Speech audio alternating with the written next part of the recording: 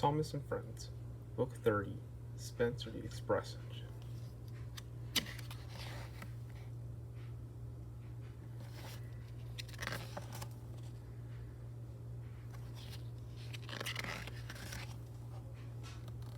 This is a story about Spencer. With his sleek shape and silver paint, Spencer thinks that he is a very splendid engine indeed.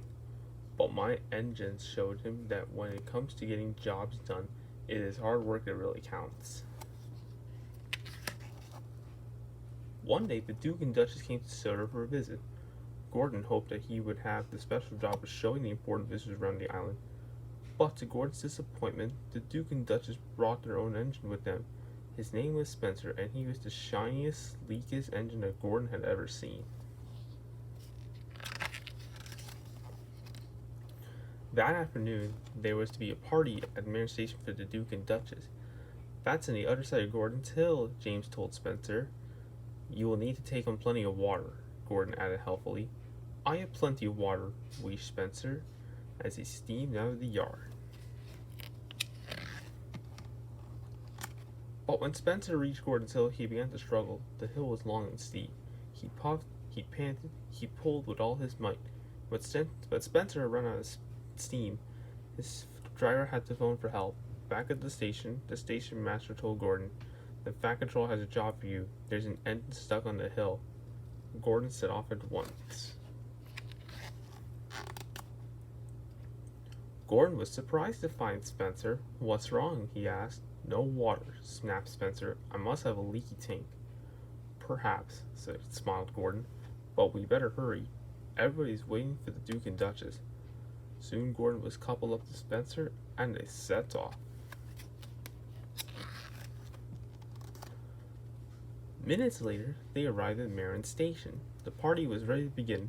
Well done, Gordon, said the Fat Controller. You are a very useful engine. Gordon glowed with pride.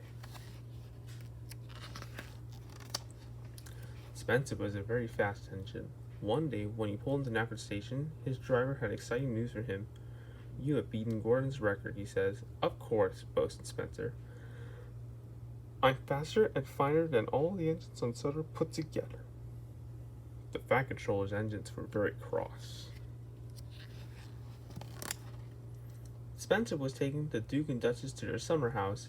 The Fat Controller came to tell his engines that one of them was needed to carry their furniture.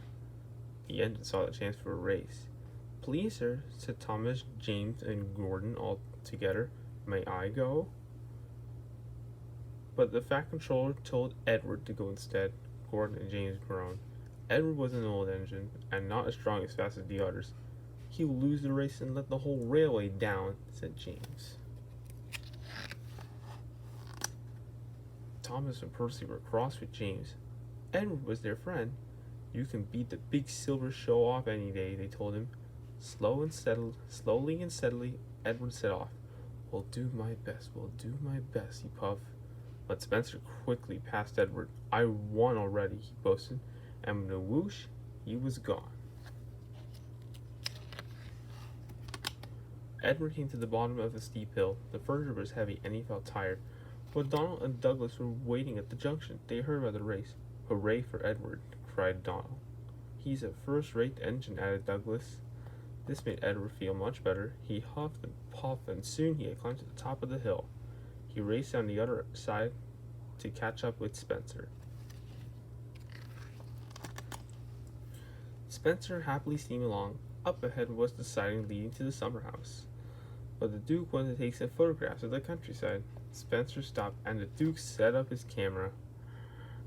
Spencer closed his eyes. Nothing to worry about, he said lazily. Before long, Spencer was fast asleep.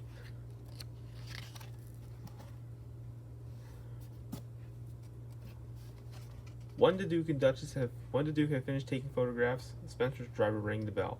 Time to go, he said. Nothing happened. Spencer was dreaming of winning the race.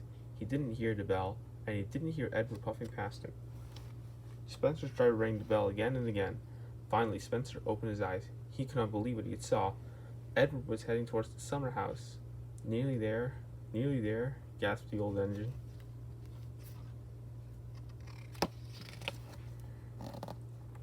Spencer took off as fast as he could, but he was too late. Edward pulled to a stop in front of the summer house. "I won," he gasped. "I did it." Suddenly his pistons didn't ache and his axles weren't shaking. Edward felt like the pride of the Soda Railway, and he was right.